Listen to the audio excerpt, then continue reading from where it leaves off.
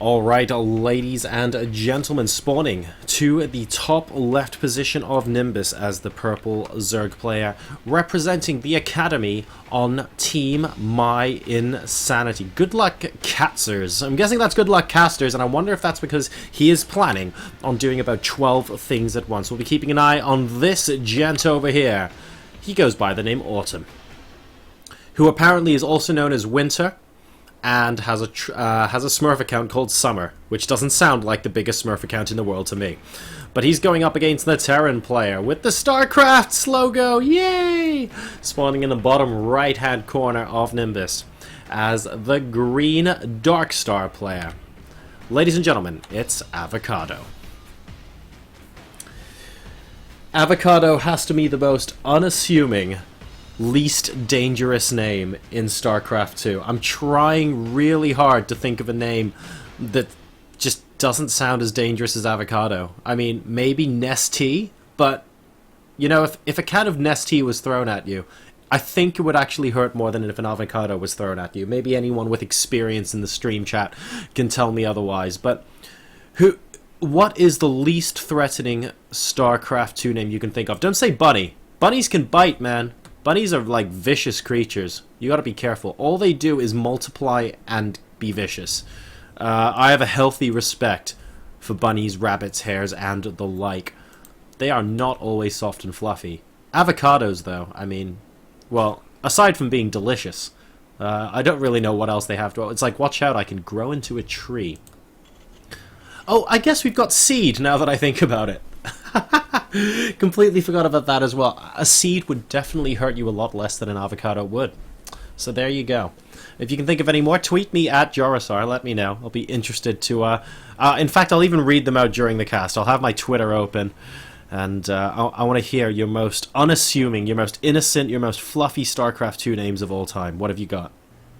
Throw them at me. And I'll be sure to let you know what they are. Now, in the meantime, guys, Nimbus, we have got that lovely in-base expansion here, but Autumn on this occasion isn't going to be going for 3 hatch before pool or anything like that. Yes, he's taken that base, but he's going to be grabbing some gas. He's going to be grabbing his spawning pool, and things otherwise look pretty hunky-dory. Avokado, though, he's having none of that. He's going, well, hang on a second. I want to go ahead and grab this command center ASAP. I've got a barracks producing marines. I don't need any of that gas stuff just yet. I'm going to be using that for tech a little bit later on, and in the meantime I just want to macro up and grab those mules as quickly as humanly possible. So that's what he's going to go ahead and do here. Now, first couple links in the queens coming out from Autumn, nothing too heavy-handed, just 2 zerglings. And he's going to be moving those around the map and attempting to scout right now. He actually knows his opponent, of course, is in cross-map positions thanks to those Overlord scouts early on in the game as well. So, no big surprise from him there. I think he's going to be a little bit thankful that his opponent hasn't spawned in the top right, because it can get a little bit annoying with your natural expansion being in such a droppable location from a Terran player. So I think Autumn is going to be pleased here that they've gone cross positions.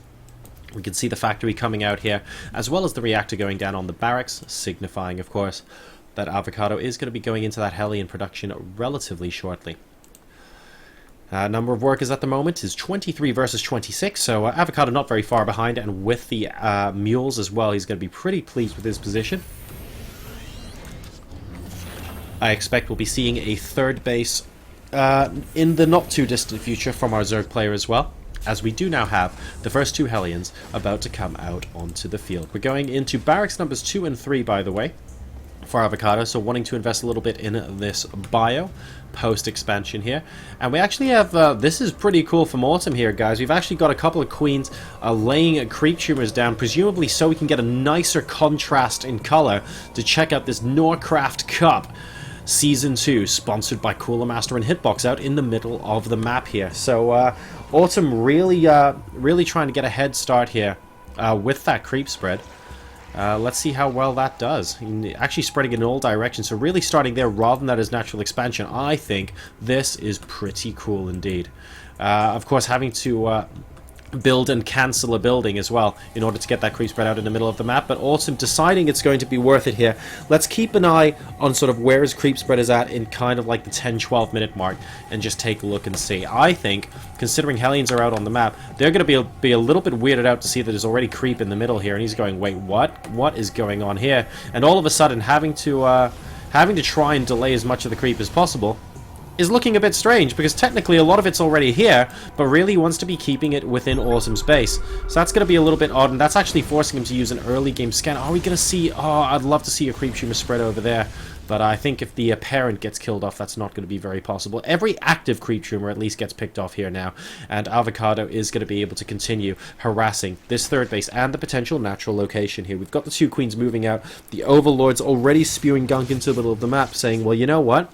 If you're not going to stop the creep tumors, well, I think I'm just going to use my queens to move over here instead. And he has to be careful that it doesn't run by, because if we've got those Hellions moving into the main base, they could do an awful lot of damage. But we've got Roaches out now. The Spire is going to be coming out for Autumn, and he's looking relatively safe. So I love this early game forcing the use of scan here, and we've got more active creep tumors now coming out in the middle of the map. Conveniently, of course, not placed across the logo. Oh, except for Hitbox there. What are you doing, Autumn? Alright, so we've got the Hellions now trying to prevent that creep spread from going down. He successfully picks off a creep tumor, but look at how low these Hellions are, and he's also managed to lose one of them in the process as well. Not going to be the best of situations. Glial Constitution's also now done, which means a potential Roach push out across the map is very, very possible. This factory isn't going to be producing a siege tank, by the way. It's still got the reactor on it. We've got a bunker going down from Avocado as well. So these Roaches could potentially do some serious damage. Let's wait and see how well they do. This starport at the moment, well, not doing too much, because we've got two medevacs as a drop coming through to the natural expansion, while the third base does get picked apart by these Hellions.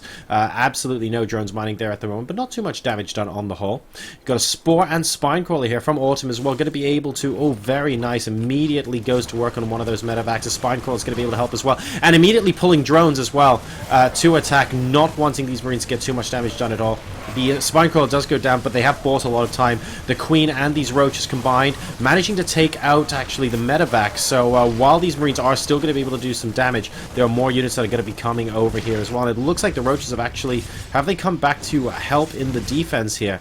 Looks like they have, and these Marines do actually have to be cleaned up at some point. There are 16 Roaches on the map. They've come back into the base, and that's a little bit of a shame in my opinion, because to be honest, I really wanted to see if he was going to be able to break here before those Widow Mines and Marauders were out on the map. But hey, it is how it is. And once again, we have a game on our hands. It's 56 versus 47 workers in the Terran player's favor, it has to be said here. And, well, the creep spread is continuing to move out towards the middle of the map, doing a pretty good job there, and we've got the first couple of Mutalisks coming out from Autumn as well. He doesn't have that much more gas, though. He's got 2 in production right now and up to 270 gas. This is probably not what he would have wanted at this stage of the game. He probably would have wanted to pick off a supply depot, force Avocado deep into his base, and patiently wait for the Mutalist transition while preventing this third from going down. As it stands, Avocado, he's got 2 bunkers going down on the low ground here. Widow Mine comfortably in position. I don't know why they crack up the ground like that. I mean, that can't possibly be environmentally friendly. A decent amount of bio. Upgrades haven't completed yet, but he will have combat shields in a matter of seconds. There we go. Nice little shield with the StarCraft logo, actually. I highly approve of those.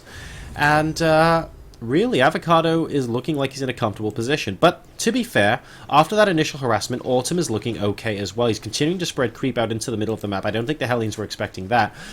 Loving the use of the Overlords here to spread that creep, and I'd like to see a little bit more just sort of connecting this up from the third base to the middle of the map, and potentially going to the southbound location as well.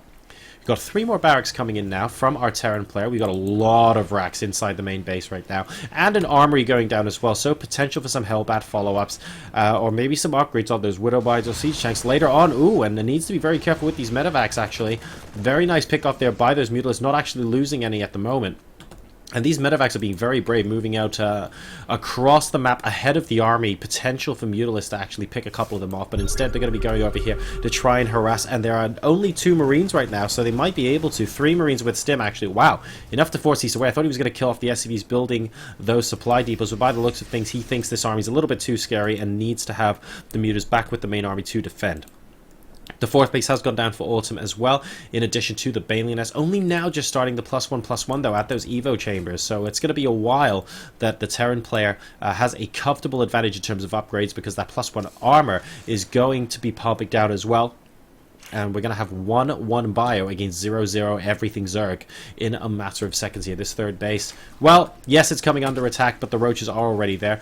A little bit kind of shying away there behind the mineral line. It's going to be hard for him to get a good concave. He's certainly going to try here, and I actually think Avocado comfortably has the lead in this engagement. Yes, the workers are going to be able to buy some time, but look at how many of them went down so quickly. 69 versus 48 workers, and the roaches are going to go down as well. This might just be game in Avocado's favor. I don't think Autumn should have taken that engagement. He should have waited for the Mutalisk to come out, and engaging one at a time is going to cost him game number 1. Avocado, ladies and gentlemen, representing Team Darkstar for Sweden, is going to win game number 1 and inch himself one game closer to the finals, where he has a shot at pinning back that €125.